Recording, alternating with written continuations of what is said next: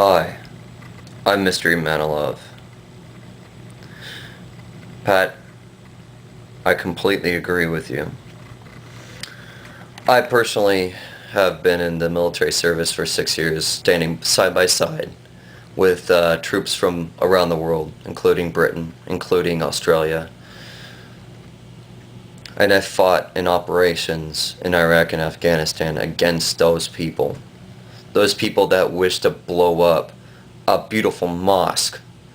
Those people that wish to segregate between themselves. Those people that wish to make sure that freedom isn't there for their taking. So they can be oppressed by the ones that want to be in power, that have no secular ideas, that have no concept of freedom, and don't want to advance their culture into a more modern culture. That kind of threat in our society is not acceptable. And that's where I feel that I did my duty. As a military member, if that would have happened in front of my face, if somebody would have punched me in my face, I probably would have taken it. Unless my life was threatened, I better have a good reason why I'm throwing a punch at somebody.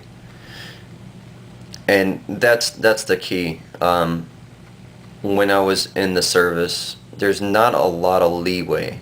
There's always the legal ramifications that you have to worry about. Always. If you're justified, you're justified. But if you're not justified and you don't know, you don't do it.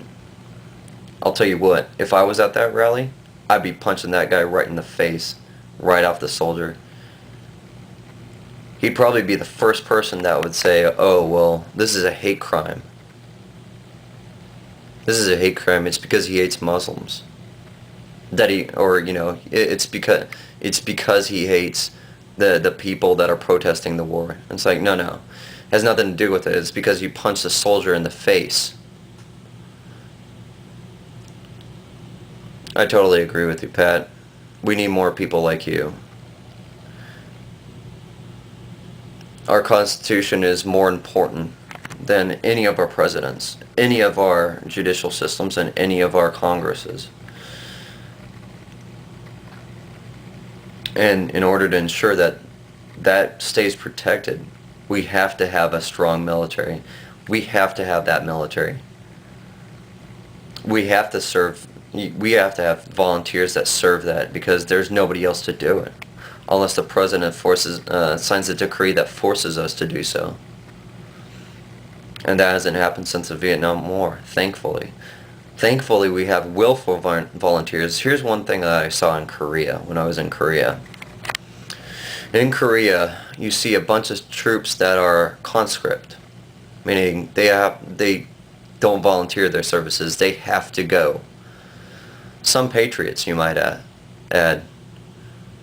These people don't feel, the newer generation in Korea feels that they don't need to fight as hard as their previous generations. Their new generation doesn't feel that North Korea is that much of a threat, because they want to reunify.